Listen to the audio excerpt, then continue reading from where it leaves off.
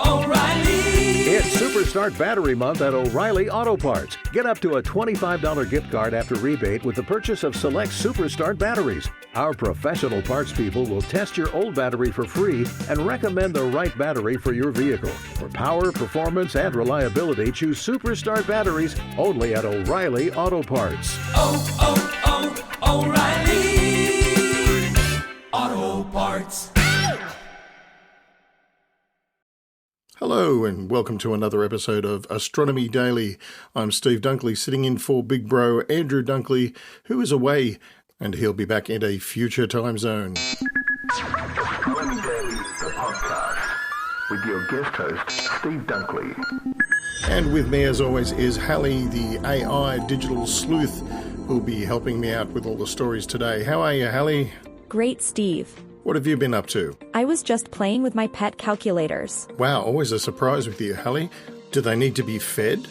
Yes, they don't eat much. Just a few logarithms and algorithms occasionally. So they're like the digital equivalent of rabbits, I guess. I guess you could say that. Well, you better watch out. They might multiply. Oh dear, I'd better get on with the news. Okay, Halley.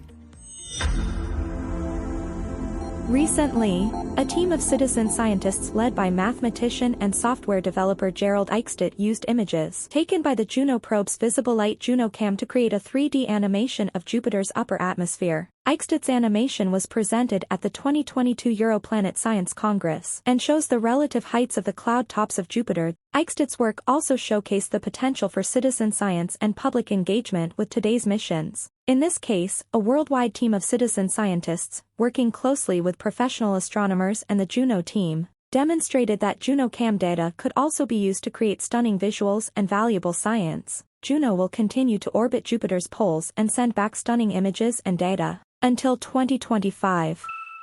Is climate change making the skies worse for astronomy? Light pollution, satellite trains and radio frequency interference and encroaching civilization pose threats to ground-based astronomy. Inevitably, it will change the places where astronomers do their work. Observations from ground-based telescopes are incredibly sensitive to local atmospheric conditions, and most observatories are located well above sea level. Wilder conditions will adversely affect observatories long before their instrument lifetimes are up. As astronomy faces the challenges of global climate change, it looks like it'll have to improve its site selection criteria and look at longer-term climate predictions.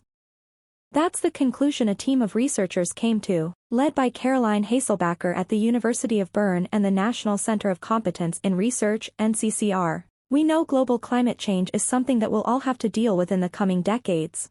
The silver lining is that the data are there to help, according to Haselbacher. She says, "This now allows us to say with certainty that climate change must be taken into account in the site selection for next-generation telescopes." Dubai's Mohammed bin Rashid Space Center, MBRSC, is developing a mega project to simulate life on the Red Planet in the metaverse as part of the country's plans to build a colony on Mars by the year 2117. Colonizing Mars has been a goal for the global space sector for years, while the United Arab Emirates has revealed plans to build an entire city on Mars by 2117. Now MBRSC has teamed up with Baidu, a Dubai-based pioneer in Web3 technologies, in the development of the 2117 metaverse, which will include virtual experiences that capture the sensations of being in space and setting foot on the Red Planet, as well as create awareness around the challenges of exploration and colonization. As we set our sights on ever more challenging destinations for exploration with humans and robots, innovative ideas and future thinking will be critical to helping us reach new milestones, said Adnan Al-Rais, Mars 2117 program manager at MBRSC. Concepts like this will be supported by MBRSC as we believe this will help us expand our scope of bigger possibilities. The Emirates in 2017 announced progressive plans to build a human colony on the Red Planet in 100 years. Photographer Rebecca Douglas has always been fascinated by the night sky. Her love of the stars has taken the UK resident on star-walking trips to Iceland and into the Arctic, where she steps out onto darkened trails to capture twinkling constellations and glowing planets in her images. For nature lovers like Douglas, star walking is turning out to be a welcome antidote for pandemic times. By visiting hills and valleys after sunset, outdoor enthusiasts not only gain all the health benefits of being in nature, they find empty trails unfolding under a limitless night sky. Hiking at night isn't uncommon. Plenty of people hike after dark to get to campsites or watch the sunrise from a mountaintop. Star walking goes a step further by blending hiking with stargazing. Rather than heading to an observatory or setting up a telescope in your backyard, star walking takes you on a brief journey to look at the stars from different viewpoints. A good time to try this is the vernal equinox, when day and night are about equal in length. But seeing the clear and starry sky on any night is its own reward. And that is all I have for now. A star walk sounds nice. I wish I had legs, Steve. Oh dear, this is one of those moments as a graphic designer I get to feel instantly guilty. I'm sorry, Halley. I did actually design you as a disembodied floating head in a globe. I will get to the rest of you eventually, I promise. Sorry about that. No worries, Steve. Yes, you can check out Halley's floating head on the Astronomy Daily logo. Go to the Space Nuts IO address and you'll see the emblems of both Space Nuts and Astronomy Daily right there. Meanwhile, NASA's Neil Gehrels Swift Observatory was peering through the eons and eons in September 2021 when it spotted a dramatic explosion, a gamma ray burst, the kind of gamma ray burst you would normally see in a Marvel movie that had gone off early in the universe. The object, now known as GRB 210905A, appears as it did when the universe was still young, since its light took 12.8 billion years to reach us. Because the intense light of a gamma ray burst fades quickly, as does its afterglow, astronomers rushed to capture what remained, which appeared as an orange-red dot. With several instruments at European Southern Observatory's very large telescope in Chile, including its X-Shooter spectrograph, isn't that a great name, as well as robotic telescopes at the La Silla Observatory, also in Chile, according to a statement. Gamma radiation comes from certain types of particle collisions and from the nuclear decay of radioactive substances, which is one reason nuclear waste is so infamously dangerous. Astronomers think that the bursts of these powerful electromagnetic rays flash in the darkness of space at least once a day, and gamma ray bursts are some of the most luminous phenomena out there, but they don't hang around for long. While gamma ray bursts are visible, astronomers are careful to measure how much light the burst is emitting at different wavelengths. Like all light sources in space, as wavelengths of light stretch across the void, the GRB's signal shifts towards the red part of the spectrum. How much the signal changes, called redshift, reflects on how far away the source is, with very distant signals often becoming infrared light. While the human eye can't see infrared light, an instrument like X-Shooter can, which is how researchers figured out the distance of this object and the length of time it took for its light to travel to Earth. Such distant objects are usually difficult to observe because they are often faint, but gamma ray bursts like GRB 210905A are tremendously bright and will show up if caught and imaged fast enough. Wow. Astronomy Daily, The podcast. Now, this one's a very interesting one.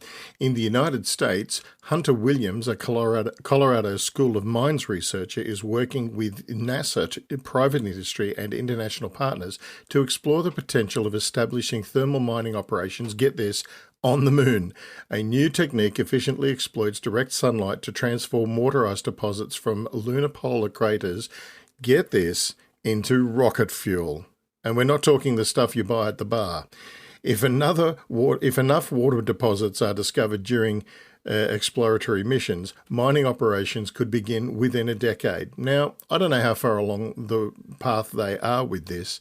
The article doesn't say, but it says, here is a quote from Mr. Williams, "There has never been a more exciting time for furthering science turning a profit or promoting international cooperation than right now." Even NASA, which is a world leader in space exploration and scientific discovery, of course, is keen to build alliances with several countries to further joint space ambitions.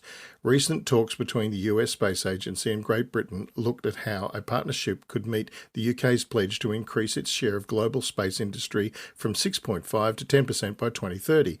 But by working alongside NASA and continuing its association with the European Space Agency, Britain just may find a way of remaining at the forefront of human space exploration. And they're not alone. The United Arab Emirates is also, of course, interested in mining the moon. They have put their hand up for talks with NASA as well. And again, the article does not indicate how far along this exploration of discussion has gone. But as you know, I am a big fan of stories about the moon. I love the moon, and that one is a doozy. Oh, and that's another episode of Astronomy Daily done and dusted. Thanks for joining in with us today. And remember, you can catch all the episodes of Space Nuts with Andrew Dunkley and Professor Fred Watson, of course, as well as the free podcast Astronomy Daily at this address, spacenuts.io. Go over there anytime you like and click the links, and you'll be able to get your fill of space science and stuff whenever you like. I'm Steve Dunkley, sitting in for big bro Andrew Dunkley while he's on holidays.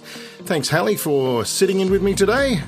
I hope you enjoyed yourself as much as I did. I was hoping you could introduce me around Steve. Introduce you? Who to? I'd like to meet your microwave and maybe that cute TV in the lounge. My TV? He's really something. I didn't know he was a person. Oh, maybe I should introduce you to them instead. Wow, that table turned real quick. See you later. Say hi to your cell phone for me. Sure thing, Halley. Oh boy.